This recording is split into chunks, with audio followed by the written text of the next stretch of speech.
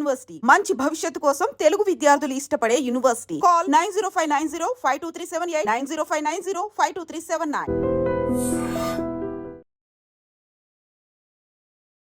మనతో పాటుగా ఉన్నారు సీనియర్ జర్నలిస్ట్ అండ్ ఎక్స్-ఎమ్మెల్యే చంటి క్రాంతి కిరణ్ గారు. క్రాంతి గారు నమస్తే అండి.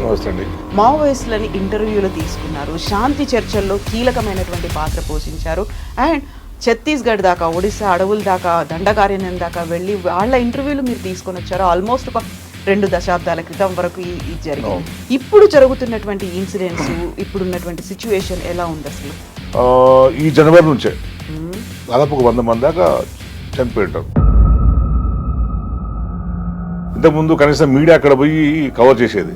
ఇప్పుడు అసలు అక్కడ ఏం జరుగుతుందో తెలియని పరిస్థితి అయితే ఒకటి మనకు కనిపిస్తుంది. ఇప్పుడు మీడియా చొరవ తీసుకోవట్లేదా? అక్కడికి వెళ్ళేటువంటి పరిస్థితి ఇటు భద్రతా బలగాలతో పాటుగా అక్కడ ఉన్నటువంటి మావోయిస్టులు కల్పించట్లేదా? అలాంటి పరిస్థితే లేదా అసలు? మనం అక్కడ పోయి చొరవ తీసుకొని పోయి కవర్ చేసి మనం ఏమన్నా తీసుకోవడానికి అయితే నాకు తెలిసి నక్సల్స్ నుంచి అయితే ఎటువంటి ప్రాబ్లం ఉండదు. అయితే ఇప్పుడు పోలీసు అప్రాణలోకి పోయింది అది. ఎందుకంటే పోలీసులు మీరు అమిత్ షా మాటలు మనం వింటున్నాం కదా. 2026 మార్చి లోపలికల్లా మావోయిస్ట్ ఫ్రీ భారత్ చేస్తాము అనే లక్ష్యం ఆ వెరీ రీసెంట్ గా జరిగినటువంటి ఎన్కౌంటర్ తర్వాత 26 లోపే అయిపోతుంది. ఆ లక్ష్యాన్ని మేము నెరవేర్చుకుంటాం. ఇప్పుడు తుది శ్వాస పీల్చుకుంటున్నారు మావోయిస్టులు అనే మాట అమిత్ షా అన్నారు. ఇప్పటికీ వాళ్ళ ఎజెండా, వాళ్ళ మైండ్ సెట్ అలాగే ఉందంటారా? ఒక సిద్ధాంతం అండి, మావోయిజం అంటే ఒక సిద్ధాంతం కదా, వ్యక్తులు కాదు కదా. సపోజ్ మొత్తం చంపేసినా అనుకున్నాం అంటే పోతుందా? దానికి మూలం ఏంటంటే పరిష్కారం చూడాలి తప్పించి నేను వీళ్ళని చంపేస్తే అయిపోతుంది ఏమవుతుంది? ఇప్పుడు వాళ్ళు చంపేస్తారు. కేంద్రమే ఒక లక్ష్యం పెట్టుకుంది, టార్గెట్ అనేది పెట్టుకుంది 2026 కల్లా. ఇప్పుడు కేంద్రానికి వ్యతిరేకంగా వీళ్ళు మాట్లాడతారా? కేంద్రం సమస్య కాదు ఈ కేంద్రం ఒక్క సమస్య కాదు కదా, అన్ని రాష్ట్రాల సమస్య. ఇప్పుడు అక్కడ పోయినంత మాత్రాన రివ్యూ జరగదు అని నేను చెప్తున్నాను కదా. నువ్వు మార్చి 30న వ్యక్తులను చంపేస్తారో తప్పించి, మార్చి 30లో వ్యక్తులను నిర్మూలిస్తారో తప్పించి నేను ఆ సిద్ధాంతాన్ని నిర్మించలేదు కదా అంటున్నాను. జనతన సర్కార్ ఉంది. జనతన సర్కార్ అనేది ఒక ప్యారలల్ గవర్నమెంట్ గా వాళ్ళు అక్కడ ప్యారలల్ గవర్నమెంట్ ఎట్లా అంటామండి? నేను అంటున్నా ప్యారలల్ గవర్నమెంట్ ఎందుకు అనుకోవాలి? సహకార వ్యవసాయం అది. ఇది మాట ఇందులోకి ఎవరు ఎంటర్ అవునండి, అట్లా ఎవరు ఎంటర్ కావడానికి లేదని చెప్పారండి. ఇక్కడ ప్రభుత్వ పథకాలన్నీ వాడుకుంటారు. అక్కడ ఉన్నటువంటి ప్రజలు కాదు, జనతన సర్కార్ ని నడిపే వాళ్ళు ఎవరు లేదు. ఆ గ్రామ కమిటీలు ఉంటాయి అక్కడ, ఏ గ్రామానికి ఆ గ్రామ కమిటీలు ఉంటాయి.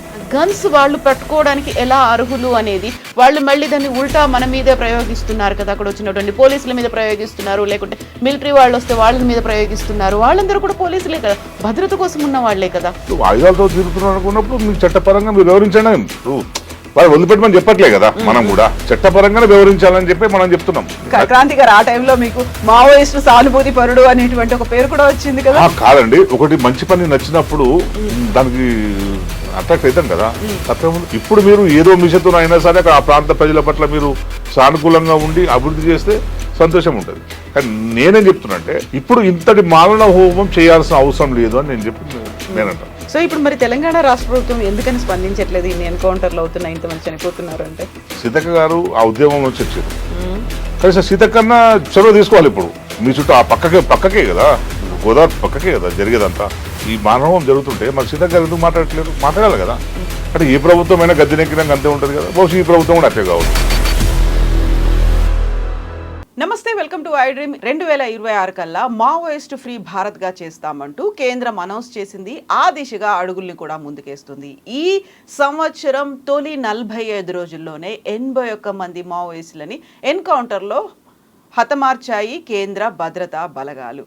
ఓవరాల్గా అయితే ఏం జరుగుతోంది? నిజంగానే ఇప్పుడు ఛత్తీస్గఢ్ అడవులు కూడా మావోయిస్టులకి సేఫ్ జోన్ కాదా? గతంలో దండకారణ్యం, అబూజ్మడ్, ఇప్పుడు ఇంద్రావతి టైగర్ రిజర్వ్ ఏరియా, ఇక్కడి నుంచి కూడా నక్సలైట్లు వెళ్ళిపోతే ఇంకా తర్వాత స్థానం ఎక్కడుంది? ఖచ్చితంగా 26 లోపే మావోయిస్ట్ రహిత భారత్ ఉండబోతోందా? ఎవరు ఎలా రెస్పాండ్ అవ్వాల్సినటువంటి అవసరం ఉంది? మనతో పాటుగా ఉన్నారు సీనియర్ జర్నలిస్ట్ అండ్ ఎక్స్-ఎమ్మెల్యే చంటి క్రాంతి కిరణ్ గారు. క్రాంతి గారు నమస్తే అండి. సో నేను మిమ్మల్ని జర్నలిస్ట్గా చూశాను, మీరు జర్నలిస్ట్గా ఉండి బోల్డ్ అంతమంది మావోయిస్టులని ఇంటర్వ్యూలు తీసుకున్నారు, శాంతి చర్చల్లో కీలకమైనటువంటి పాత్ర పోషించారు అండ్ ఛత్తీస్గఢ్ దాకా, ఒడిశా అడవుల దాకా, దండకారణ్యం దాకా వెళ్ళి వాళ్ళ ఇంటర్వ్యూలు మీరు తీసుకొని వచ్చారు. ఆల్మోస్ట్ ఒక 2 దశాబ్దాల క్రితం వరకు ఇది జరిగింది. ఇప్పుడు జరుగుతున్నటువంటి ఇన్సిడెంట్స్, ఇప్పుడున్నటువంటి సిచ్యువేషన్ ఎలా ఉంది అసలు? అంటే ఇప్పుడు మనం అంతా బయట నుంచే చూస్తున్నాం కదండి. ఇంతకుముందు మీరు అన్నట్టు కూడా ఇంతకుముందు కనీసం మీడియా అక్కడ పోయి కవర్ చేసేది. వాళ్ళు పిలిచినా పిలవకపోయినా ఏం జరుగుతుంది, ఒక ఇన్సిడెంట్ జరిగినప్పుడు, ఒక ఎన్కౌంటరో లేదనుకుంటే పోలీసులను వాళ్ళు చంపినప్పుడు, పోలీసులు వాళ్ళని చంపినప్పుడు ఎప్పుడో సందర్భంలో అక్కడ పోయి అక్కడ పరిస్థితిని అంచనా వేసి ఒక రిపోర్టింగ్ చేసే పరిస్థితి ఉండేది. ఇప్పుడు అసలు అక్కడ ఏం జరుగుతుందో తెలియని పరిస్థితి అయితే ఒకటి మనకు కనిపిస్తుంది. ఎందుకంటే పోలీసులు చెప్పిందే మనం రాసుకోవాల్సింది తప్పించి మనం అక్కడ వాస్తవంగా ఏం జరుగుతుందనేది అయితే మనకు తెలియని పరిస్థితి ఉంది. అయితే ఒకటి మనకు స్పష్టంగా కనిపిస్తుంది ఏంటంటే ఈ జనవరి నుంచే దాదాపు 100 మంది దాకా చనిపోయింటారు. లెక్కలైతే 81 అని చెప్తున్నా కూడా 100 మంది దాకా జస్ట్ ఇంకో ఇది 2వ నెలనే కదా, 2వ నెల 1.5 మంత్. ఈ 1.5 మంత్లోనే 100 మంది దాకా చనిపోయిన పరిస్థితి ఉన్నది. ఎందుకంటే పేపర్లలో అప్పుడు చనిపోతారు ఒకసారి 80 మంది, ఒకసారి 10 మంది, ఒకసారి 11 మంది, ఇవి మొన్న 30 మంది, ఇవన్నీ లెక్కలు వేసుకుంటే మీకు 100 దాటిపోతుంది లెక్క. ఇవన్నీ 100 కంటే ఎక్కువ దాటిపోతుంది. సో మనం అక్కడ ఏం జరుగుతుంది అనేది మాత్రం ఎవరు అంచనా వేయలేరు. మనం ఒకటేంటంటే అది కూడా ఒక మన ప్రాంతమే కదా, అక్కడ ఉంటున్న వాళ్ళు కూడా మన ప్రజలే కదా, అక్కడ ఆదివాసీ ప్రజల జీవనం అక్కడనే ఉంటుంది. సరే మావోయిస్టులు కొందరు ఉండొచ్చు కానీ వాళ్ళ షెల్టర్ ఇంకో దానికో పోవచ్చు. కానీ ఈ నెపంతో ఇప్పుడు మరి ఆదివాసులు చనిపోతుర్రా, మావోయిస్టులు చనిపోతుర్రా ఏంది అనేది మాత్రం అంత కన్ఫ్యూజ్లో ఉన్నది. మీడియానే దాన్ని బయట పెట్టాల్సిన బాధ్యత అవసరం మీడియాకే ఉంటుంది, బాధ్యత మీడియాది అనుకుంటాను. ఎందుకంటే అప్పుడు మనం పోతుంటే పోయి తీసుకోవాల్సి, కానీ ఇప్పుడు ఆ మీడియా కూడా అటువంటి చొరవ తీసుకున్నట్టయితే కనిపిస్తలేదు. మెయిన్ స్ట్రీమ్ మీడియా అసలుకే మొత్తం సైడ్ అయిపోయింది. అంతో ఇంతే మనం చూస్తే మనము అక్కడిక్కడ కొన్ని వీడియోలు ఏమైనా వస్తే సోషల్ మీడియాల నుంచే మన ఒక జర్నలిస్ట్ మిత్రుడిని చంపేసింది చూడండి. సో అతను కూడా బహుశా సోషల్ మీడియాలోనే అన్ని దాన్ని పోస్ట్ చేస్తున్నాడు. సో సోషల్ మీడియాను అంతో ఇంత కొంచెం యాక్టివ్గా అక్కడ ఏం జరుగుతుందో బయటపడుతుందో తప్పించి మొత్తం మెయిన్ స్ట్రీమ్ మీడియా మొత్తం అసలు దండకారణ్యంలో ఏం జరుగుతుందనే విషయాన్ని మొత్తం వైండప్ చేసుకున్నట్టే మనకైతే అనిపిస్తుంది. సో అందుకే ఇక్కడ ఏం చేస్తాం కరెక్టే చెప్పలేము మనం. ఇప్పుడు మీడియా చొరవ తీసుకోవట్లేదా? అక్కడికి వెళ్ళేటువంటి పరిస్థితి ఇటు భద్రతా బలగాలతో పాటుగా అక్కడ ఉన్నటువంటి మావోయిస్టులు కల్పించట్లేదా? అలాంటి పరిస్థితే లేదా అసలు?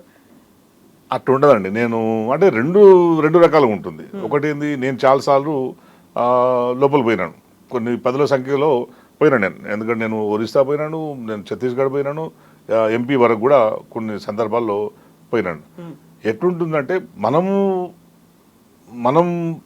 మన కాన్సెప్ట్ మనం స్టోరీ అనుకున్నాం అనుకోండి, మనం పోయి స్టోరీ చేసుకోవచ్చు, ఏముంటుంది, ఏం ప్రాబ్లం ఉండదు. నేను ఒక ఇన్సిడెంట్ చెప్తాను. ఆర్కే కొడుకు ఎన్కౌంటర్ జరిగిందండి.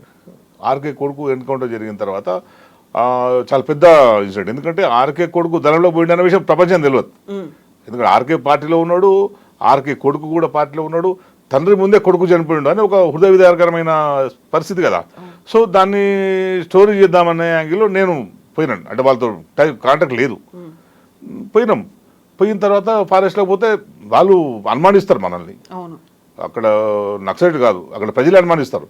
ఎందుకంటే అక్కడ ఉన్న వీర వాళ్ళు ఎవరైనా వచ్చినారేమో ఏంది అనే వాళ్ళకు ఆందోళన ఉంటుంది.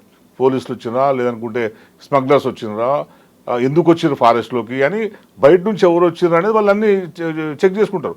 చెక్ చేసిన తర్వాత ఐడి కార్డు చూపెట్టి నేను ఇట్లా రిపోర్టర్స్ మేము 3 టీం వెళ్ళిపోయినాం, 2-3 ఛానల్స్ పోయిన తర్వాత వాళ్ళు అప్పుడు నమ్మి మాకు ట్రాక్టర్ ఇచ్చి అక్కడ తీసుకుపోయారు. ఎక్కడైతే ఎన్కౌంటర్ జరిగిందో అక్కడ తీసుకుపోయి మేము షూట్ చేసుకొని వస్తుంటే వాళ్ళు ఎదురు వచ్చారు మాకు. అంటే మాకు ఆపిర్రు, విలేజెస్ ట్రాక్టర్ ఆపేసినారు. వాళ్ళు ఆపేసి సార్ కొద్దిసేపు అయింది అక్కడ పోవద్దు సార్, ఎందుకు పోవద్దు అని మేము అన్నాం. అంటే అక్కడ దళం పోతుంది సార్, అక్కడ మీరు పోవద్దు అక్కడికి, వాళ్ళు వెళ్ళిపోయినాక మీరు పోవాలి అన్నారు. అంటే మాకు వాళ్ళతో మాట్లాడాలి కదా, మేము దీనికోసం వచ్చిందని అసలు మేము వచ్చిందే స్టోరీ దానికోసము. మేము వాళ్ళతో మాట్లాడాలని మేము లేదు సార్ చంపేస్తారు పోతే అసలు తెలియకుండా రావడమే తప్పు సార్, మీరు జర్నలిస్ట్ కనుక మిమ్మల్ని అక్కడ దగ్గర తీసుకుపోయినాము అని చెప్పి అన్నారు. సరే ఓ పని చేయి, మేము జర్నలిస్టులం అని చెప్పి మా కార్డ్స్ అన్ని ఎవరో వాళ్ళకు ఇచ్చిరండి, చూపించండి, మేము వేరే పోలీసులం కాదు, వేరే ఇన్ఫార్మర్స్ కాదు కదా అంటే వాళ్ళు తీసుకుపోయి కార్డ్స్ ఇచ్చారు. అప్పుడు మమ్మల్ని పిలిచి మాట్లాడారు, కానీ కొట్టి పంపలేరుగా మమ్మల్ని. సో ఇష్యూ జెన్యున్ అయినప్పుడు, పోయేవాళ్ళు జెన్యున్ అయినప్పుడు, అటువైపు నుంచి అయితే నాకు తెలిసి నక్సల్స్ వైపు నుంచి ఎప్పుడు కూడా ఏ జర్నలిస్టులకు ఎక్కడ ప్రమాదం అయితే జరగలేదు. బస్ ఇంకా పోలీసుల వైపు నుంచి ప్రమాదం జరుగుతుందంటే పోలీసు కూడా కొన్ని సందర్భాల్లో నేను ఇంటర్వ్యూ వచ్చిన తర్వాత 2-3 సందర్భాల్లో ఇద్దరు పోలీస్ ఆఫీసర్ అన్నాడు, ఎక్కడ పోయినారో తెలుసు సార్ మాకు, ఏ లొకేషన్ పోయినారో మీరు మాకు తెలుసు, అని చెప్పి ఊరికే మరి నిజంగానే తెలుసా తెలియదా అని అట్లా ఊరికే అట్లా భయపెట్టిస్తుంటారు. సో ఇప్పుడు వాళ్ళు భయపడతారా? ఇంకోటి ఏమంటారంటే ఫస్ట్ మనకు భయం ఉంటుంది వెళ్ళే వాళ్ళకి. ఏంటంటే వెళ్ళిన తర్వాత ఇద్దరి మధ్య కాల్పులు జరిగితే మనం చనిపోతే పరిస్థితి ఏందని ఒక భయాందోళన కావచ్చు. సో ఆ భయాందోళనలో మరి పోవట్లేరా మరి ఏందా అనేది మరి పోయి ఇన్వెస్ట్ చేసే జర్నలిస్టుని బట్టి ఉంటుంది అది. అంత తప్పించి పోలీసులు వద్దన్నారు, లేదు మావోయిస్టులు వద్దన్నారు అనేది కాదు. మా పోలీసులు ఎప్పుడైనా వద్దంటారు. నాకు చాలా సందర్భాల్లో నేను ఇంటర్వ్యూ పోయించిన తర్వాత నీ ఇష్టం సార్, నెక్స్ట్ టైం నువ్వు పోయినావు అనుకో, ఏమైనా జరిగింది అనుకో, నీ ఇష్టం అని చెప్పాను. చాలా సందర్భాలు చెప్పినట్లా. ఒకసారి నేను టీవీ9లో ఉన్నప్పుడే నేను ఫారెస్ట్లోకి పోయినాను. నేను పోయిన విషయాన్ని నన్ను డ్రాప్ చేసిన డ్రైవరు ఎక్కడో గొడవ చేస్తే ఎక్కడ వచ్చినావు ఏంటంటే ఇక్కడ ఇలా డ్రాప్ చేసిపోయినా అని చెప్పి పోలీసులు చెప్పిండు. అప్పుడు ఆ డిఎస్పీ మా రూపేష్ గారికి ఫోన్ చేసాను, మేము లోపలికి పోయిండు, లోపల ఏం జరిగినా మాకు సంబంధం లేదండి అని చెప్పి.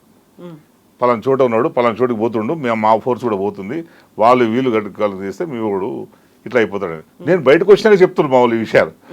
సో అవన్నీ జరుగుతుంటాయి. మనం పోయే దాన్ని బట్టి మనకు ఉంటే తప్పించి మనం అక్కడ పోయి చొరవ తీసుకొని పోయి కవర్ చేసి మనం ఏమన్నా తీసుకోవడానికి అయితే నాకు తెలిసి నక్సల్స్ నుంచి అయితే ఎటువంటి ప్రాబ్లం ఉండదు. అయితే ఇప్పుడు పోలీస్ అప్రాణలోకి పోయింది అది. ఎందుకంటే పోలీసులు మీరు అమిత్ షా మాటలు మనం వింటున్నాం కదా, వాళ్ళని నిర్మూలిస్తాము, మార్చి నెల మొత్తం టార్గెట్ పెట్టారు.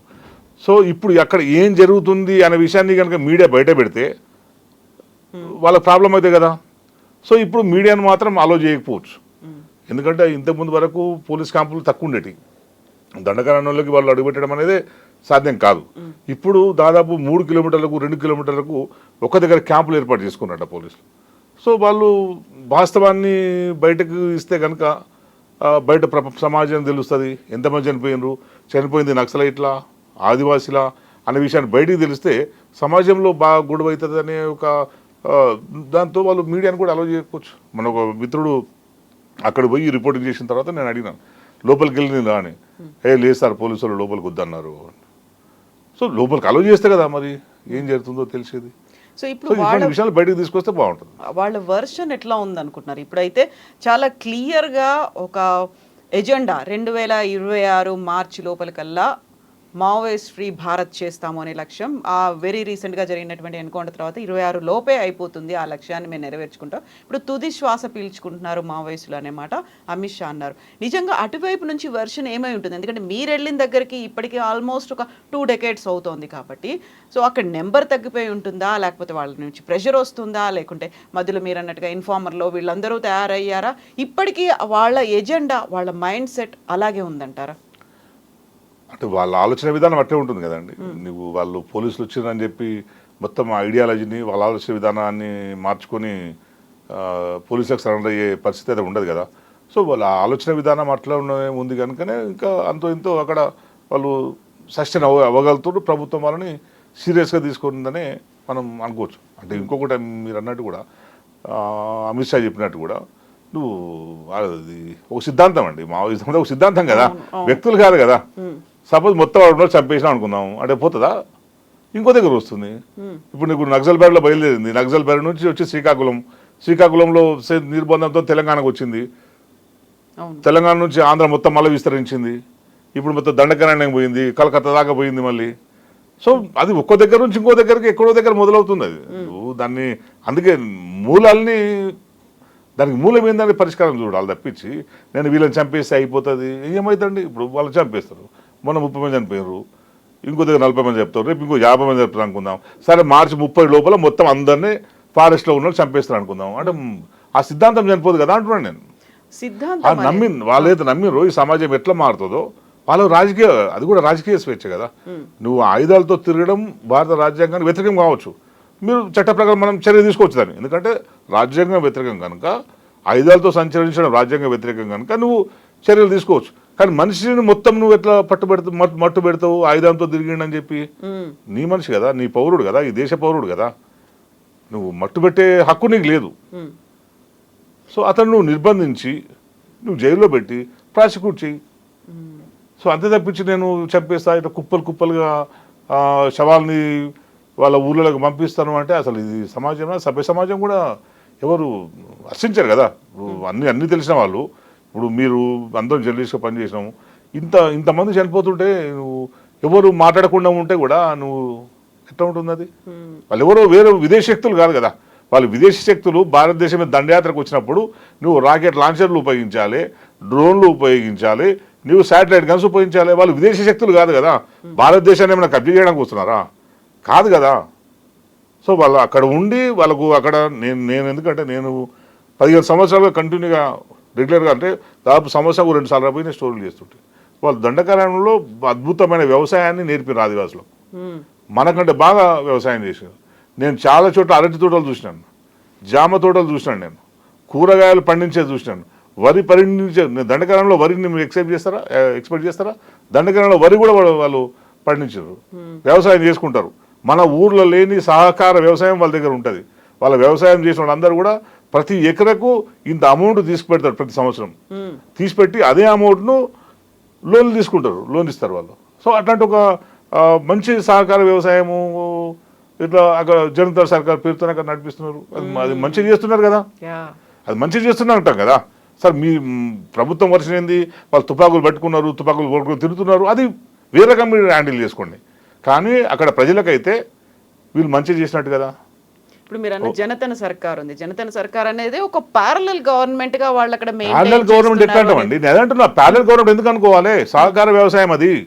నువ్వు ప్యారలల్ గవర్నమెంట్ అంటే ఎట్లుంటుంది? సహకార వ్యవసాయం.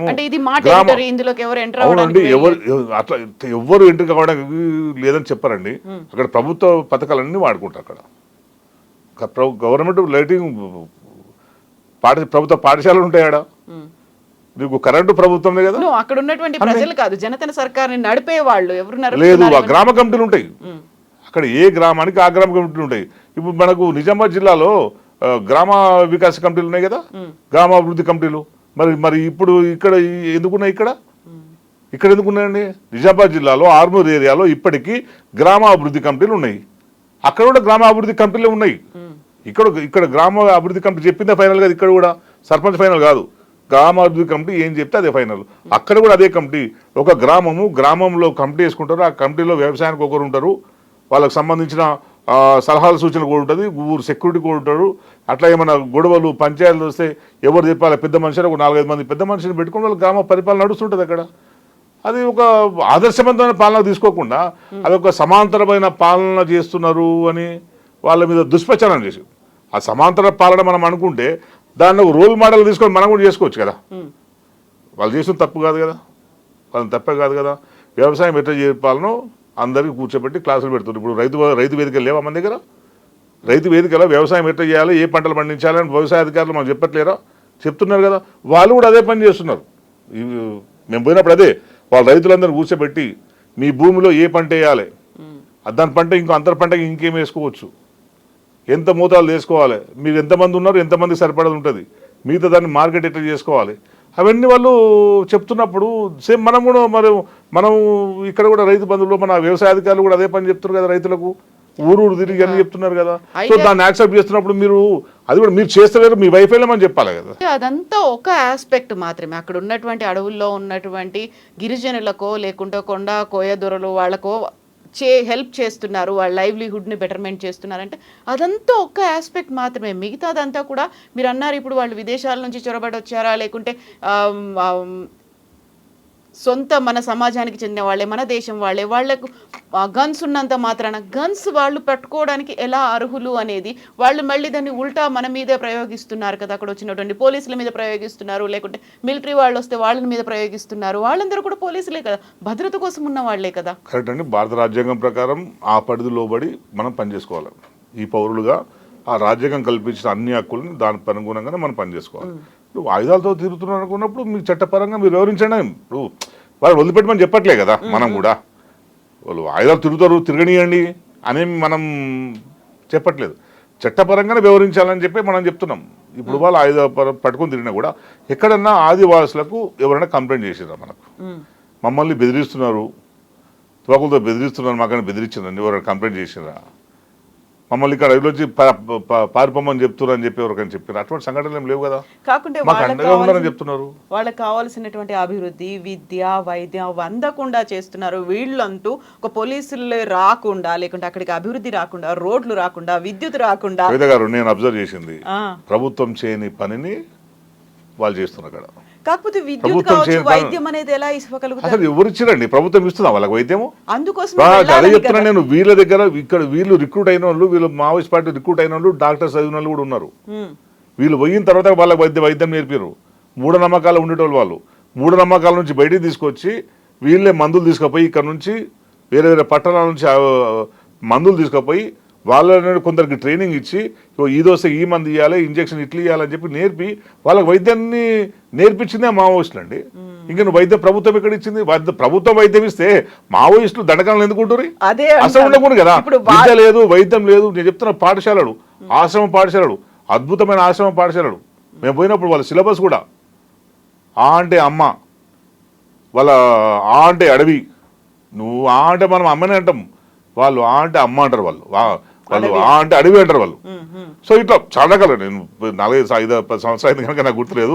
ఆ సిలబస్ బుక్ చూసి నేను అసలు చాలా ఇదైపోయినా. నేను ఆ స్కూలు, ఆ పాఠశాల కాలబెట్టారు పోలీసులు. నేను ఆ కవరేజ్ కోసం పోయినాను. ఎగ్జాక్ట్లీ. ఇప్పుడు వాళ్ళెవరో చేసే బదులు ప్రభుత్వం తరఫున ప్రజలు ఎన్నుకున్న వాళ్ళం మేమున్నాము, మేము ఆ డెవలప్మెంట్ చేస్తాము, మీరు తుపాకీ పట్టుకొని బెదిరించి వాళ్ళని లొంగ తీసుకొని వాళ్ళకు మీరేదో మంచి చేస్తలేరనే కదా ప్రభుత్వం చేయడంలో. అదే ఉద్దేశం అంటే అదే ప్రభుత్వం చేయడం విఫలమైంది కనుక వాళ్ళు వచ్చింది. ఇప్పుడు చేస్తారంటే చెయ్యాలి కదా, మంచిదే, సంతోషం. ఇప్పుడు చేస్తారంటే చెయ్యాలి, ఎవరు దంటలేం కదా, సంతోషం కదా. ప్రజలందరూ కోరుకునేది అందరికి విద్య, వైద్యం అందరికి రావాలి, అందాల్సిందే కదా. అవును, సంక్షేమం అందరికి అందాల్సిందే కదా. కానీ అందుతలేదు కనుకనే ఆ సంక్షేమాన్ని వాళ్ళు అందించారు. స్వయం కృషితోనే వాళ్ళ సంక్షేమాన్ని వాళ్ళు చేసుకోవడం మొదలుపెట్టారు. వాళ్ళు మొదలుపెట్టిన తర్వాత ఇప్పుడు వీళ్ళు అలర్ట్ అయ్యారు. అరే వాళ్ళు చేస్తున్నారు, మేమెందుకు చేయలేము, వాళ్ళు చేస్తున్నారు కనుక వాళ్ళకి హీరోలు అయిపోయారు. అంతే కదా. ఇప్పుడు నక్సలైట్ మావోయిస్టులు పోయి దండకారణలకు పోయి వాళ్ళ వ్యవసాయం నేర్పిర్రు, విద్య నేర్పిస్తున్నారు, వైద్యం ఎట్లా చేసుకోవాలి నేర్పించారు. అయిపోయింది కదా. మనిషి బతకడానికి అదే పని అడవుల్లో కాకుండా బయటకు వచ్చి అందరి కోసం, సమాజం కోసం వాళ్ళు ఏ వాయిస్ వినిపించాలనుకున్నారో, వాళ్ళు ఏ మార్పులు రావాలనుకున్నారో అదే ఇక్కడ వాళ్ళు చూసుకోవాలండి. నేను మావోయిస్టులు వాళ్ళ నాకు సంబంధం లేదు, అది వాళ్ళు చెప్పాలి. ఎందుకంటే మనకేందంటే అక్కడ పోయిన తర్వాత నచ్చిందండి. క్రాంతి గారు, ఆ టైంలో మీకు మావోయిస్టు సానుభూతి పరుడు అనేటువంటి ఒక పేరు కూడా వచ్చింది కదా. కాదండి, ఒకటి మంచి పని నచ్చినప్పుడు దానికి అట్రాక్ట్ అవుతాం కదా, తప్పేముంది. ఇంత చేసిన తర్వాత బాగా అనిపిస్తుంది. నేను అరే వాళ్ళు చేపలు పెంచుతానండి, చేపలు నువ్వు దట్టమైన అడవిలోకి పోయి పెంచిన చేపలను నువ్వు తింటావా? నువ్వు జామకాయలు తింటారా అక్కడ? సో నీకు అంత మంచి ప్రజలకు బాగా చేస్తున్నప్పుడు మనం అట్రాక్ట్ అవుతాం కదా.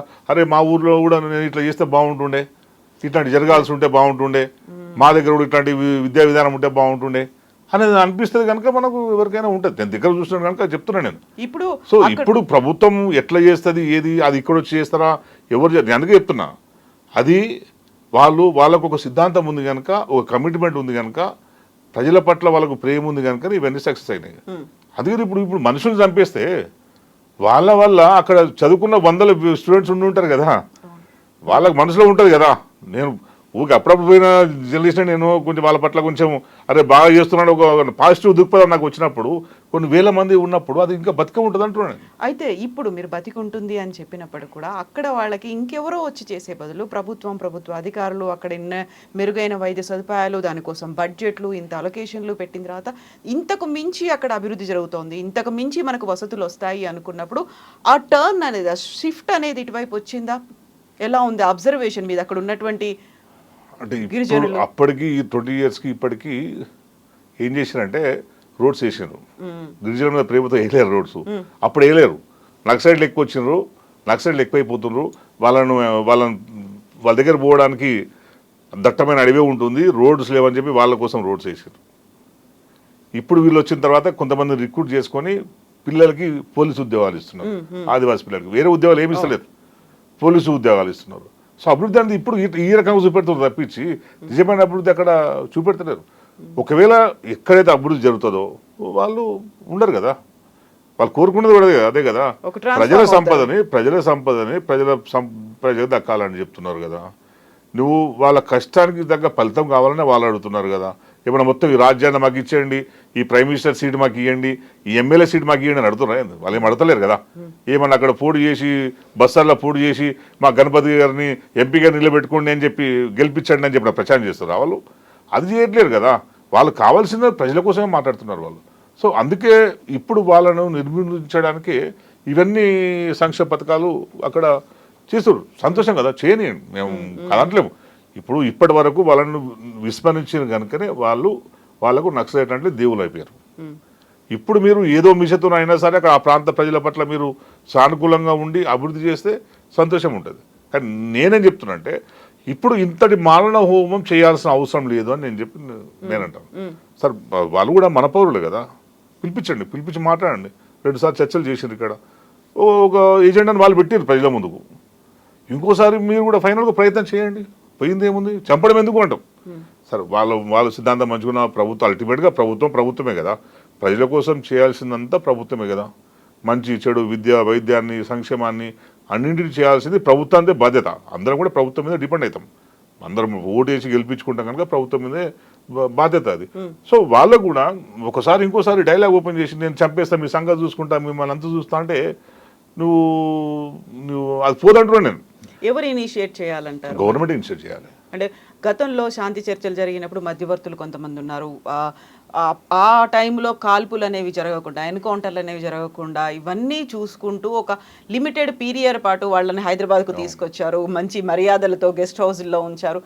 ఆ కార్యక్రమాలు ఇప్పుడు పౌర సంఘాలు చేయలేకపోతున్నాయా? ప్రభుత్వం కూడా ఇంట్రెస్ట్ చూపించలేదా? మొత్తం మట్టు పెట్టాలి అనే కార్యక్రమమేనా? పౌర సంఘాలు ప్రయత్నంలో ఉన్నాయి, అంటే ప్రయత్నాలు చేస్తున్నట్టే. మొన్న రౌండ్ టేబుల్ కూడా పెట్టినట్టు సిపిఐ ఆధ్వర్యంలో మీటింగ్ కూడా పెట్టినట్టు. హరగోపాల్ గారు కూడా అక్కడక్కడ డిమాండ్ చేస్తున్నట్టు, సమస్య పరిష్కారం చేయాలి, చర్చలతో చేయాలని చెప్పి తను కూడా అడుగుతున్నట్టు. అంటే కనీసం వాళ్ళ మాట వినే ప్రభుత్వాలు ఉండాలి కదా, వాళ్ళ మాటను పట్టించుకునే ప్రభుత్వాలు ఉండాలి కదా. ఇప్పుడు మీద ఎవరు మాట్లాడినా వాళ్ళ మీద అర్బన్ నక్సలైట్స్ అని ముద్ర చేస్తారు. అది రాహుల్ గాంధీ అర్బన్ నక్సలైట్ అని చెప్పి నరేంద్ర మోడీ అంటుంటుంది కదా. సో ఈ ప్రభుత్వం చొరవ తీసుకోవాలి. ఈ ప్రభుత్వం 2 ప్రభుత్వాలు కదా. ఇప్పుడు తెలుగు రాష్ట్రాలకు సంబంధించిన నాయకులు ఎక్కువ మంది చనిపోతున్నారు కదా. సో 2 ప్రభుత్వాలు చొరవ తీసుకోవాలి. ఎందుకని తీసుకోవాలంటే కేంద్రమే ఒక లక్ష్యం పెట్టుకుంది, టార్గెట్ అనేది పెట్టుకుంది 2026 కల్లా. ఇప్పుడు కేంద్రానికి వ్యతిరేకంగా వీళ్ళు మాట్లాడతారా? కేంద్రం సమస్య కాదు ఇది, ఈ కేంద్రం ఒక్క సమస్య కాదు కదా, అన్ని రాష్ట్రాల సమస్య. ఇప్పుడు అక్కడ పోయినంత మాత్రాన నిర్మూలన జరగదు అని నేను చెప్తున్నాను కదా. నువ్వు మార్చి 30న వ్యక్తులను చంపేస్తారో తప్పించి, మార్చి 30లో వ్యక్తుల్ని నిర్మూలిస్తారో తప్పించి నీ ఆ సిద్ధాంతాన్ని నిర్మించలేరు కదా అంటున్నాను నేను. అది ఇప్పుడు సజీవంగా ఉంటుంది. ఇంకో దగ్గర అది పాదరసంలో పాకుతూనే ఉంటుంది. అది సాధ్యం కాదు. అది అందుకే ఏంటంటే దానికి శాశ్వత పరిష్కారం కావాలంటే చర్చలతోనే సాధ్యం. ఈ ప్రభుత్వం ఉంది, నాకు తెలిసి ఈ ప్రభుత్వం ఉన్నది, వాళ్ళ సహకారం లేకుండా ఎవరు గెలవరు ఇక్కడ. వాళ్ళ సహకారం లేకుండా ఖమ్మం, ఆదిలాబాద్, వరంగల్ జిల్లాల్లో ఎవరు గెలవరు. వాళ్ళ సహకారంతోనే గెలిచినరు. ఎప్పుడు చెప్తున్నాను, కాంగ్రెస్ పార్టీలో ఉన్న వాళ్ళు కూడా ఇంక్లూడింగ్ సీతక్క కూడా ఎవరెవరైతే ఉన్నారో ఆ బాడలో ఉన్న వాళ్ళు గెలవాలంటే మావోయిస్టు సహకారంతోనే గెలుస్తారు. 100% వాళ్ళ సహకారంతో గెలిచిన నేను అనుకుంటాను. నాకున్న అనుభవంతో 100% చేయగలుగుతారు. 100%. ఆ ఓన్లీ పర్టికులర్ నియోజకవర్గాలు కాదు, రాష్ట్రంలో 20% ఓటింగ్ని వాళ్ళు ఇన్ఫ్లుయెన్స్ చేయగలుగుతారు. ఎందుకంటే వాళ్ళ క్రెడిబిలిటీ ఉన్నది. తెలంగాణలో ఏ జిల్లాలకు పోయినా, నువ్వు కోస్తా తీసుకున్నా కూడా, శ్రీకాకుళం తీసుకున్నా కూడా, అక్కడ వాళ్ళు పోరాటం చేసిన అనుభవాలు ఉన్నాయి. నీకు నల్లమల చుట్టూన్న జిల్లాలు తీసుకున్నా కూడా వాళ్ళ పోరాటాల వల్ల ప్రజలకు బెనిఫిట్స్ వచ్చినాయి, ప్రజలకు భూమి వచ్చింది, వాళ్ళకు ఉపాధి దొరికింది. వాళ్ళ పోరాటం వల్ల ఎట్లా బతకొచ్చు అనే ఒక అవగాహన వాళ్ళకు వచ్చింది. సో వాళ్ళ వల్ల చాలా ఇంపాక్ట్ పడుతుంది. మనకు కనపడకపోవచ్చు కానీ ఆ ఇంపాక్ట్ చాలా ఉంటుంది సొసైటీ మీద. సో ఇప్పటికి కూడా ఈ ప్రభుత్వం వీళ్ళేం ప్రచారం చేసిండ్రు, ఈ ప్రభుత్వం ప్రజా వ్యతిరేక ప్రభుత్వం కేసీఆర్, ప్రజాస్వామ్య హక్కుల్ని కాలరాసిండు, మేము ప్రజాస్వామ్య హక్కుల్ని పునరుద్ధరిస్తాం, అన్ని రాజకీయ పార్టీల అభిప్రాయాల్ని గౌరవించి అందరికి స్వేచ్ఛ ఇస్తామని చెప్పి కాంగ్రెస్ పార్టీ తన ఎజెండాలు చెప్పింది. అన్ని రాజకీయ పార్టీల స్వేచ్ఛను రాజకీయాలు అన్నప్పుడు మావోయిస్ట్ పార్టీలు కూడా రాజకీయాలే కాకుండా అది తీవ్రవాద రాజకీయాలు అవుతున్నాయి కదా. మరి మీరు ఎందుకు వాళ్ళ సహకారం తీసుకున్నారు? ఎందుకు ఎలక్షన్ ఎందుకు సహకారం తీసుకున్నారు? ఇది మీరు అంటోంది కన్స్ట్రక్టివ్ గా చెప్తున్నారా, జస్ట్ లైక్ ఒక ఆరోపణ లాగా చెప్తున్నారా వాళ్ళ సహకారం తీసుకున్నారనేది? నేను నాకున్న సమాచారం చెప్తున్నాను.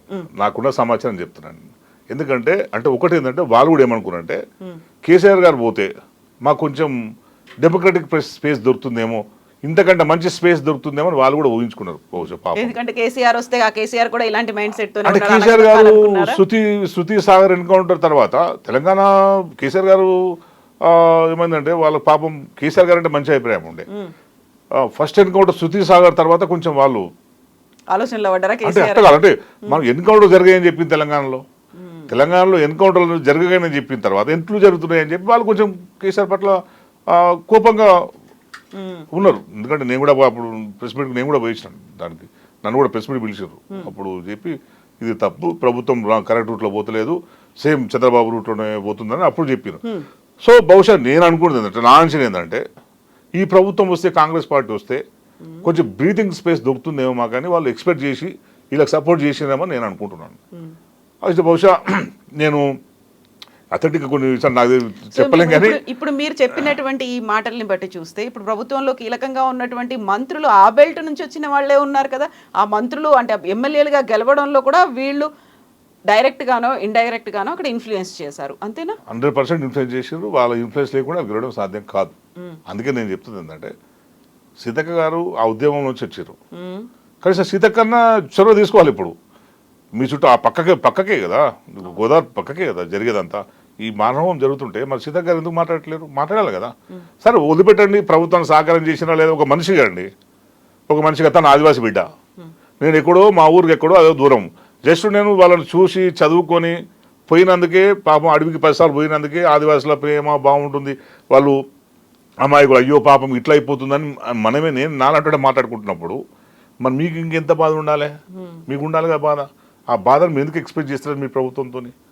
మీ ప్రభుత్వం వినకపోతే బహిరంగంగా చెప్పండి, సమాజం ముందు చెప్పండి, సమాజం వస్తుంది, సమాజం మీకు కూడా అండగా వస్తుంది.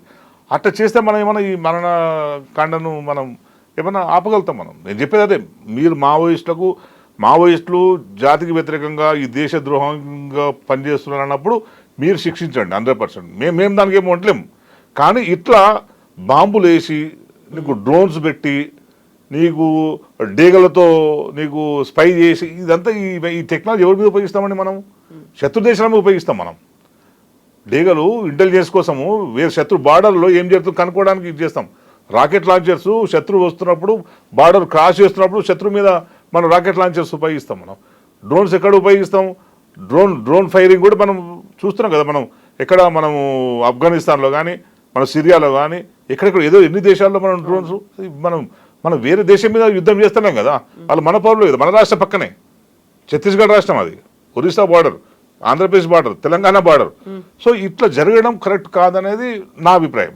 అందుకే నేను స్టేట్మెంట్ నాకు కూడా అది బాధ అనిపించింది. నేను స్టేట్మెంట్, అరే ఇట్లా ఇంత దుర్మార్గం జరుగుతున్నప్పుడు ఇంత ఉన్న వాళ్ళు మాట్లాడాలి, ఇన్ని రాజకీయ పక్షాలు మాట్లాడాలి, దుర్మార్గం కదా అది. నిజం పట్టుకొని ఎన్కౌంటర్ చేయడమే తప్పు మనిషిని. నువ్వు ఇంత దుర్మార్గంగా చేస్తే, ఇంతకుముందు మీరు అన్నట్టు అక్కడ ఆదివాసుల మీద పడుతున్నాయా బాంబ్స్, నిజంగా వీళ్ళ మీద పడుతున్నాయా? ఎవరు తెలుసు అండి? తెలియదు కదా, నీకు నాకు తెలియదు కదా. అక్కడ ఏం చెప్తుందో మరి ఎవరు రిపోర్ట్ చేయాలి? ప్రభుత్వం చెప్పాలి. చనిపోయిన అందరూ డ్రెస్ చేసి అందరూ నక్సలైట్ అని నమ్ముతాం అంతే. మరి అక్కడ ఏం జరిగిందో నీకు నాకు తెలియదు కనుక వాళ్ళు 100 మంది చనిపోయారు, 100 మంది నక్సలైట్లు అని నువ్వు అలిగ్రీన్ చేసేస్తే నక్సలైట్లు అనుకుంటాం మనం. కానీ వీళ్ళు నక్సలైట్లు కాదు, నా బిడ్డలు, నా అన్న అని చెప్పి వాళ్ళు చెప్పే స్కోప్ ఎక్కడుంది ఆదివాసులు? ఆ స్కోప్ మనకి ఇవ్వాలి కదా. ఆ పరిస్థితి ఎక్కడ ఉంది ఇప్పుడు? ఆ పరిస్థితి కనిపించలేదు. అంటే నువ్వు అర్థమైందంటే నువ్వు ప్రజాస్వామ్య హక్కుల్ని ప్రభుత్వం హరించుకుంటూ వాళ్ళని చంపేస్తుంది, అర్థం కదా. అయితే ఇప్పుడు సీతక్కతో పాటుగా రాష్ట్ర ప్రభుత్వం స్పందించాలి అంటే అక్కడ అవుతున్నటువంటి ఎన్కౌంటర్లు, దాడులు, ప్రతి దాడులని ఆపాలి అంటారా, లేదు శాంతి చర్చలకు పిలవాలి అని అంటారా? మీరు ఏం జరగాలంటారు? నేను వాళ్ళు కూడా సీజ్ ఫైర్ ఒప్పుకోవాలండి. అంటే మావోయిస్ట్ తరఫున మాట్లాడాను, మావోయిస్టులు కూడా సీజ్ ఫైర్ ఒప్పుకోవాలి, ప్రభుత్వం కూడా సీజ్ ఫైర్ ఒప్పుకోవాలి. ఒకసారి కూర్చొని మాట్లాడుకోండి. ఇప్పుడు ఇజ్రాయెల్ పాలస్తీనా కొన్ని రోజులు బీభత్సం కొట్టాడుకున్నారు కదా, కూర్చొని మాట్లాడుకోలేరా? ఇప్పుడు సీజ్ ఫైర్ అయింది కదా. నువ్వు 2 దేశాల మధ్యనే యుద్ధము అట్లా వాళ్ళు ముగించుకున్నప్పుడు మన మోడీ గారు చెప్పారు కదా, శాంతితో పరిష్కారాలు కావాలి తప్పించి, చర్చలతో పరిష్కారాలు కావాలి తప్పించి ఈ దేశాల మధ్య యుద్ధాలు జరిగితే ప్రజలకు నష్టం జరుగుతుందని మోడీ గారు చెప్పారు కదా. మరి నువ్వు వేరే దేశాల మధ్య యుద్ధాలు ఆపడానికి ఏమో ఒక రకంగా మాట్లాడతారు, ఇక్కడనే మన దేశ పౌరుల మీద మీరు యుద్ధం చేస్తారా? మీరు కరెక్ట్ కాదు కదా. మోడీ గారికి ఇది కూడా మరి చూసుకోవాలి, ఇది కూడా మన పౌరులే కదా. సరే ఆయుధులతో పట్టుకున్నారు, దారి తప్పిరు అనుకుందాం, మీ భాషలో దారి తప్పిర్రు, చట్ట వ్యతిరేకంగా పోతున్నారు అనుకుందాం. వాళ్ళని ఎట్లా పట్టుకోవాలనో అట్లా ఆలోచించండి. పట్టుకోని పక్షంలో ఏం చేయాలని ఆలోచించండి. నువ్వు పోలీస్ మాన్యువల్, మిలిటరీ మాన్యువల్ ఉంటుంది కదా. ఏ ఉద్యమ నిరసనకారులతోని ఆందోళన చేసే వాళ్ళతో ఎట్లా బిహేవ్ చేయాలో ఒక ప్రోటోకాల్ ఉంటుంది కదా.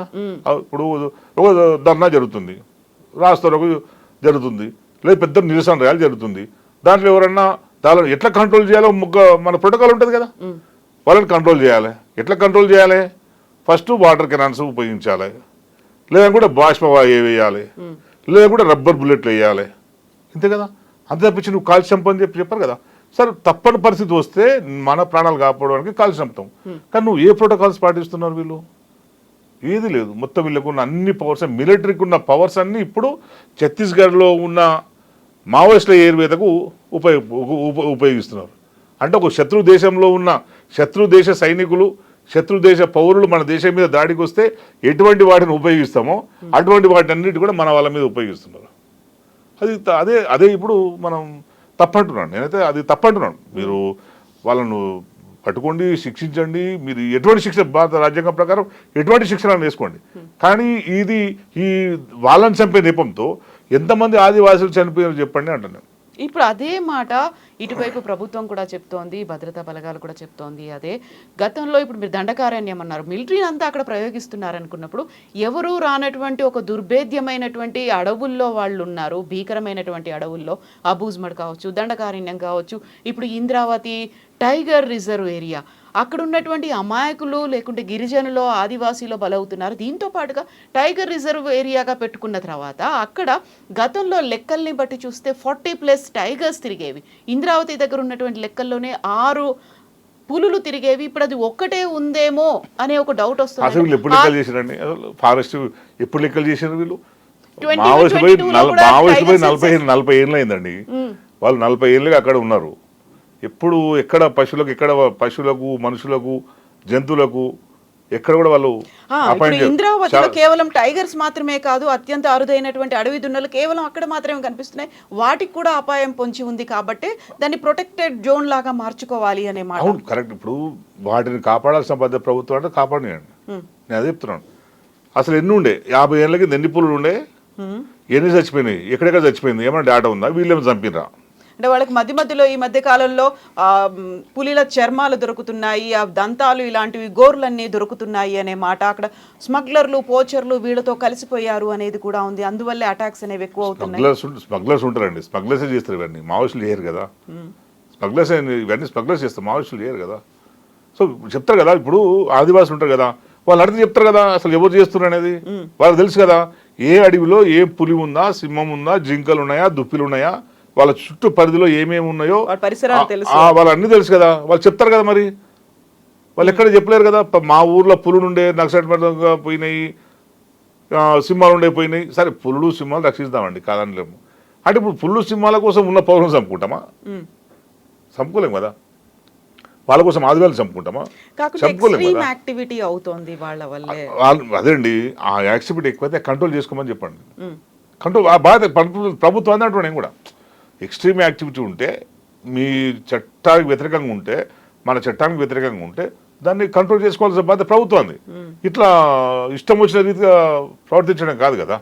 ఇప్పుడు నువ్వు ఈ సభ్య సమాజంలో ఎన్ని ఎక్స్ట్రీమ్ యాక్టివిటీ జరుగుతలేదు, ఎన్ని జరుగుతలేవండి. నువ్వు పురుల గురించి సింహాల గురించి మనం మాట్లాడుతుంటే ప్రజల సంపద అంతా దోసుకొని పోతుంటే ఈ చూస్తున్నాం కదా, టెండర్ల పేరుతోని కమిషన్లు ఎక్సైజ్లు వేసుకొని ఇంత ప్రయాణం దోచుకుంటూ పోతుంటే ఇవన్నీ వదిలిపెట్టి కూడా పులి పోయింది, సింహం పోయింది, దానికి నక్సలైట్ కారణం వాళ్ళని నేను వేసేస్తాను అంటే అది కాదు కదా. సో నువ్వు దానికి దేనికైనా ఒక పరిష్కారం ఉంటుంది. నువ్వు దానికి ఓ ఫెన్సింగ్ వేయండి, ఒక బార్డర్ వేయండి, కట్టడి చేయండి, వాళ్ళను మెల్లమెల్ల కట్టడి చేసుకుంటూ పోండి. అక్కడ రారు కదా. మీరు పోయి ఒక దగ్గర పెన్సింగ్ వేసుకుంటే అక్కడ రారు, ఇంకో దగ్గర వేసుకుంటూ పోతారు. మెల్లమెల్ల కట్టడి చేసుకుంటూ పోయిన అనుకోండి, వాళ్ళే పారిపోవచ్చు కదా ఎక్కడన్నా. సో ఏదైనా జరగవచ్చు కదా. దానికి కానీ చంపడం ఒకటే పరిష్కారం కాదు అంటున్నాను. నువ్వు ఏది ప్రభుత్వం ఏది చట్టపరంగా ఏది ఇద్దామన్నా వ్యతిరేకం కాదు, కానీ చంపడం ఒక్కటే పరిష్కారం కాదు. గత సంవత్సరం చూస్తే 220+ మావోయిస్టులు ఎన్కౌంటర్లు కావచ్చు, మిగతా దాంట్లో చనిపోతే ఈసారి 81 మంది ఇప్పటిదాకే చనిపోయారు అనేది నక్సల్స్ ఏరివేతలో 2026 వరకు చాలా కీలకం కాబోతుంది. అదే పనిలో కేంద్ర ప్రభుత్వం ఉంది, అక్కడ ఉన్నటువంటి బలగాలను కూడా మోహరించింది. మీరు అన్నట్టుగా అక్కడ ఏరివేత అనేది అవుతే అక్కడ ఉన్నటువంటి వ్యక్తులు పోతారేమో, సిద్ధాంతం ఉంటుంది అన్నారు కదా. ఆ సిద్ధాంతం ఏం చెప్తోంది? సిద్ధాంతం ఒక తీవ్రవాద ఆలోచనలతో ఉంది కదా అనేదే. ఏది తీవ్రవాద ఆలోచనతో లేదండి. వాళ్ళు తుపాకు పట్టుకుంటే సార్ నేను ఆ చర్చలకు నేను ఎందుకంటే నేను ఆ చర్చలకి మీరు నేను పోలే కానీ నేను చెప్తున్నాను ఎందుకంటే మీరు అందులో మధ్యవర్తిత్వం నాకు వహించిన నాకు నాకున్న అనుభవంతో ఎందుకంటే నేను నక్సల్బరి నుంచి శ్రీకాకుళం నుంచి మళ్ళీ తెలంగాణ సాయుధ పోరాటం మళ్ళీ తర్వాత ఇక్కడ ఉత్తరాంధ్రలో జరిగిన పోరాటాలు కావచ్చు మళ్ళీ నల్లమల్ల తర్వాత మళ్ళీ తెలంగాణలో ఈ పీపుల్స్ వారు మావోయిస్ట్ పార్టీ ఇవన్నీ ఒక దగ్గర పోయిన తర్వాత ఒక్కొక్క పాకెట్లో విస్తరించింది కదా దాన్ని బట్టి మనం అందే అనుకోవాలి కదా ఎక్కడి నుంచి పోయి నువ్వు నక్సల్బరి నుంచి పోయి మళ్ళీ నక్సల్బరి దాకా వచ్చింది రెడ్ కారిడార్ నక్సల్బరిలో అప్పుడు ఎన్కౌంటర్ అయ్యి అంతా అయిపోయిన తర్వాత మళ్ళీ శ్రీకాకుళం వచ్చింది కదా శ్రీకాకుళం నుంచి వచ్చిన తర్వాత మళ్ళీ తెలంగాణకు విస్తరించింది తెలంగాణ నుంచి మళ్ళీ శ్రీకాకుళం నుంచి రెడ్ కారిడార్ ఒరిస్సా బీహార్ ఇదంతా రెడ్ కారిడార్ మళ్ళీ పశ్చిమ బెంగాల్ దాకా పెద్ద కారిడార్ వాళ్ళది ఏర్పాటు చేసుకుని కదా సరే పోయిన తర్వాత పోద్దనుకుందాం మళ్ళీ ఇంకో కారిడార్ ఇంకో దగ్గర విస్తరిస్తుంది అంటున్నాను నేను ఎందుకంటే దాంట్లో ఉన్నది ఏంటంటే వాళ్ళు చెప్పేది ఏంది నువ్వు మనిషి గౌరవప్రదంగా బతకాలి వాళ్ళు చెప్పేది ఏంది ఎవరి కష్టం వాళ్ళకు దక్కాలి దోపిడీ లేని సమాజం రావాలి సమాన హక్కులు అన్నికి సమాన హక్కు కావాలి నువ్వు వేరే ఏం సిద్ధాంతం వేరే అక్కర్లేదు కదా నేను అడుగుతున్నాను కదా నాకే కావాలంటారు కదా నాతో గౌరవం కోసం నేను కొట్లాడతా నాకు సమాన హక్కులు కావాలంట నాకు మాట్లాడే హక్కు నాకు ప్రచారం చేసే హక్కు నేను ఉందని అంటాను నేను నీకు వ్యతిరేకంగా మాట్లాడితే నువ్వు ఇప్పుడు నచ్చట్లేదు అంతే కదా దాన్ని నన్ను ఉదకాలనుకుంటావు అది నేను ఇంకా క్వశ్చన్ చేస్తుంటాను ఇప్పుడు అదే జరుగుతుంది సో సింపుల్ ప్రజలు ప్రశ్నించడం ఒకటికైతే ప్రజలకున్న హక్కుల్ని కాపాడడం ఒకటి వాళ్ళకు జీవనోపాధిని కల్పించాలి ఇప్పుడు ఒక ఓటు వేసుకొని గెలుస్తాము గెలిచిన తర్వాత వాళ్ళకి ఇచ్చిన హామీలు నెరవేర్చుకోవాలి కదా వాళ్ళ కోసం పనిచేయాలి కదా నేను మళ్ళీ 5 ఏళ్ళకి ఒకసారి పోతా అంటే నువ్వు కాదు కదా సో వాళ్ళు కూడా ఏంటంటే వాళ్ళు చెప్పే విధానం కూడా నువ్వు సింపుల్ ఒకటండి నువ్వు జనతా సర్కార్ చూస్తే వాళ్ళ సిద్ధాంతం వాళ్ళ ఏందనేది సింపుల్ అర్థమైంది మనకంతే జనతా సర్కార్లో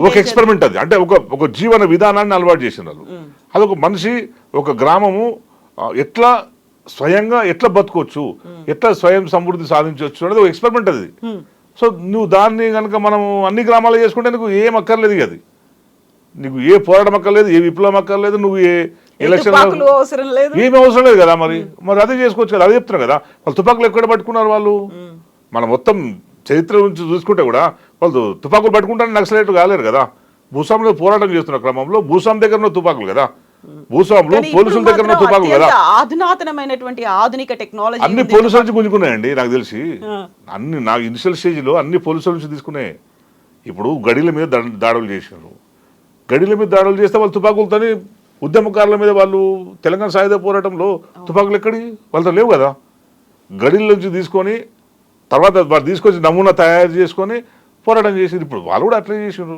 ఒక పోరాటం జరుగుతున్నప్పుడు దానికి అవన్నీ చెప్తాను అందుకే చెప్తాను ఆ సబ్జెక్ట్లో మనం పోతే ఇక నేను చేయలేను కానీ సో బాగుందంటే సిద్ధాంతం మాత్రం బతికి ఉంటుంది అంతే ఏదైనా ఉంటుంది అది స్ప్రెడ్ అవుతుంది కదా అంటే నీకు ఒక మనిషి ఎట్లా బతకాలి అనేది ఒక మనిషి గౌరవంగా అతని అనేది తిండి ఉండాలి గౌరవం ఉండాలి ఆత్మ గౌరవం ఉండాలి సెల్ఫ్గా ఇంకా నువ్వు సస్టైన్ కావడం ఎట్లా అనేది అన్ని రకాలుగా ఉంటుంది కనుక అది నీకు ఉంటుంది అంటే ఇంకా నేను దాంట్లో నేను పండినోడు కాదు సిద్ధాంతం పట్ల నాకు పూర్తి పట్టున్నాను కాదు కానీ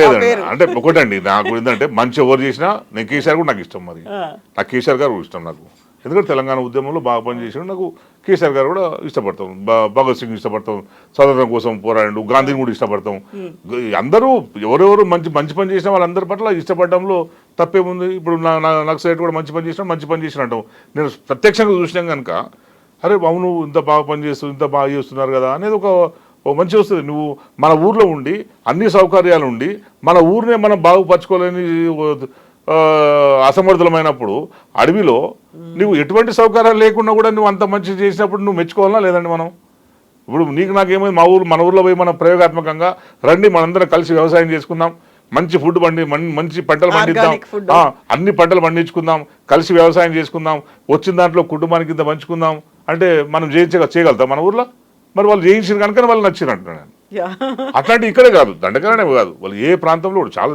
నల్లమల్లో కూడా చాలా ప్రాంతాల్లో వాళ్ళు అట్లా చేశారు మేము పోయినప్పుడు అక్కడక్కడ స్టోరీలోకి పోయినప్పుడు సో అట్లాంటిది ఉన్నది కనుక మనం వాళ్ళంటే కొంచెం తెలంగాణలో ఏం లేదన్న తెలంగాణలో నక్సలైట్లు వచ్చిన తర్వాతనే ఒక ఆత్మగౌరవం వచ్చింది ప్రతి ఒక్కరికి అనేది ఎందుకంటే ఊర్లలో ఉన్న వాళ్ళకు దొరల మీద భూస్వాముల మీద పోరాటం చేసిన తర్వాతనే కొంచెం భయపడి పరిస్థితి అదుపులోకి వచ్చింది. లేదంటే ఇంకా ప్రజలు ఇంకా బానిసత్వంలో పోయేటోళ్ళు అనేది మాత్రం వాస్తవం. ఎందుకంటే చదువుకున్న చరిత్ర కానీ మనం పాఠ్యాంశాల్లో ఉన్నాయి కదా, మనం తెలంగాణలో ఎంత దుర్మార్గాలు జరిగినాయి ఏంది అనేది. ఇప్పుడు టీఎస్పీఎస్సీ సిలబస్లో కూడా పెట్టారు. టీఎస్పీఎస్సీ సిలబస్లో వాళ్ళని దొంగలు ద్రోహులు చిత్రీకరించలేరు కదా, అదొక పోరాటం పెట్టారు. అది పోరాటం. తుపాకులు పట్టుకున్నారు, ఎందుకు పట్టుకున్నారు అంటే అది వేరే విషయాలు అవన్నీ ఉంటాయి, కానీ అదొక పోరాట రూపం. అది తర్వాత క్రమంలో అది ఇట్లా అయిపోయింది. అందుకే ఏంటంటే మనము ఏంటంటే ఈ దేశ పౌరులుగా, ఈ రాష్ట్ర పౌరులుగా ఇట్లాంటి అవానమీయ పరిస్థితిని అయితే ఆపితే బాగుంటుందని ఒక ఆవేదన ఉంది, అంతకుమించి ఏం లేదు. సో ఇప్పుడు మీరు సిద్ధాంతం స్ప్రెడ్ అవుతుంది అనుకున్నప్పుడు, వ్యాప్తి జరుగుతుంది అనుకున్న, అది అడవుల్ని వదిలి నగరాలు అంటే గతంలో పల్లెల్లో కనిపించింది, ఆ తర్వాత నగరాల వైపు కూడా వస్తుందా ముందు లేదని ఎందుకు అనుకుంటాం మనం? లేదని ఎందుకు అనుకుంటామంటే మంచి మాట్లాడే ప్రతి ఒక్కరు నక్సలైట్ అంటారు కదా ఇప్పటికీ. అర్బన్ నక్సల్ అంటాడు. ఇప్పుడు ఎవరైనా మాట్లాడినా అనుకోండి, ఉన్నది ఉన్నట్టు మాట్లాడితే అర్బన్ నక్సల్స్ అంటారు, అందరు ఇది అంటారు. సో అంటే ఇప్పుడు దాన్ని ఒకటేంటంటే ప్రభుత్వాలకు నచ్చవు, ప్రభుత్వాలు చేసిన విధానాలని ప్రశ్నించడం ప్రభుత్వాలకు స్వతహాగా మామూలుగా అయితే నచ్చవు. వాళ్ళు ఏ విధానం పెట్టినా కరెక్ట్ అనాలి, అప్పుడు వాళ్ళకి కరెక్ట్. ఎట్లా కాదు, ఇది ఎందుకైతుంది, ఇది ప్రజా వ్యతిరేకమైంది, ఇది ప్రజలను దోచుకునేది అని అంటే మీరందరూ ఐడియాలజీతో ఉన్నారు, మీరంతా అర్బన్ నక్సల్స్ అని ఒక ముద్ర వేయడం. ఇప్పుడు వరరావు ఉన్నారండి, వరరావు గారు తుపాకు పట్టలేరు కదా పాపం. 80 సంవత్సరాల వయసులో ఆయన తెలంగాణ రాష్ట్రం రాకుండా ముంబైకి పరిమితం చేశారు కదా. ఆయన తుపాకు పట్టుకోవడం రాస్తాడు, ఆయన అభిప్రాయం, రాజ్యాంగం ఇచ్చిన హక్కు అది, రాయడము మాట్లాడడము స్వేచ్ఛ. అది నీ వల్ల పలాడవులు ప్రభావితం అయిపోయి ఉన్నాడు, దానికి ఎట్లా అంటాను? ఇప్పుడు నేను ఇప్పుడు నేను అక్కడ పోయి ఇచ్చిన నేను ప్రభావితమని అనుకుందాము, దానికి ఎవరి మీద కేసు పెడతారు అంటే నాకు నచ్చింది అది బాగుంది. నేను ఇప్పటికీ పాజిటివ్గా చెప్తాను, మీతో కూడా చెప్తున్నాను కదా. అసలు అది చూసి నాకు ఇప్పటికీ కళ్ళలో ఆనందం అనిపిస్తుంది. నాకు ఇంత బ్రహ్మాండంగా వ్యవసాయం చేసుకున్నాను అని చెప్పి ఇప్పుడు నేను మా ఊర్లో కూడా నేను దాన్ని చూసే వ్యవసాయం పట్ల అట్రాక్ట్ అయ్యాను. నేను లేకపోతే మా ఊరు కూడా పోయటాను కానీ నేను. సో ఇప్పుడు మరి తెలంగాణ రాష్ట్ర ప్రభుత్వం ఎందుకని స్పందించట్లేదు? ఇన్ని ఎన్కౌంటర్లు అవుతున్నాయి, ఇంతమంది చనిపోతున్నారు అంటే ఏ ప్రభుత్వమైనా గద్దెనెక్కినాక అంతే ఉంటుంది కదా, బహుశా ఈ ప్రభుత్వం కూడా అట్టే కావచ్చు. వాళ్ళు మరి పాపం వాళ్ళకైనా తెలుసుకోవాలి. వాళ్ళు కూడా ఒక ప్రభుత్వం దించాలంటే ఇంకో ప్రభుత్వాన్ని సపోర్ట్ చేసి, ఇంకోటి దించాలంటే ఇంకోటి సపోర్ట్ చేసి ఇట్లా చేసుకుంటే కాలం అయితే పరిష్కారం కాదు. అది ఒక శాశ్వతంగా ప్రజలకు అనుకూలంగా ఉండే విధానం అయితే ఉండాల్సిన అవసరం ఏ పార్టీకైనా ఉంటుంది, ఆ పార్టీకే కాదు ఏ పార్టీకైనా ఉంటుంది. అయితే ఇప్పుడు వాళ్ళు కూడా ఏంటంటే ఇప్పుడున్న పరిస్థితుల్లో నా వ్యక్తిగత అభిప్రాయం, టెక్నాలజీ పెరిగిపోయింది, ఎవరు ఏ మూలనున్నా క్షణాల్లో కనిపెట్టవచ్చు. ఇప్పుడు అది మరి ఎంతవరకు సమంజసమైందో వాళ్ళు కూడా కొంచెం చూసుకోవాల్సిన అవసరం ఉంటుంది. అది ఎందుకంటే నువ్వు ఒక మనిషి ప్రాణం పట్ల కన్సర్న్ మనకు అంతే.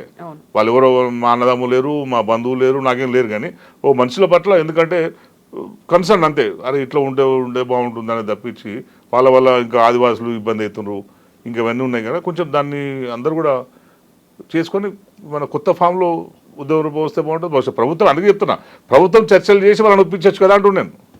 10 ఏళ్ళు అయింది, 2004లో ప్రభుత్వం చెప్పే ప్రయత్నం చేసింది. అప్పుడు వాళ్ళు వినలేరు అనుకుందాం.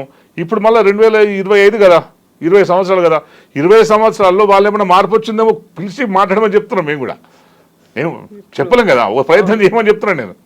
ఈ 20 సంవత్సరాల కాలంలో పెరిగిన టెక్నాలజీ, ప్రభుత్వానికి ఉన్న వనరులు ఇవన్నీ చూసిన తర్వాత కూడా వాళ్ళ ఆలోచనలు ఏమన్నా తేడా వస్తుందేమో, లేదు వాళ్ళు ఇంకేమేమి చెప్తారో ఒకసారి.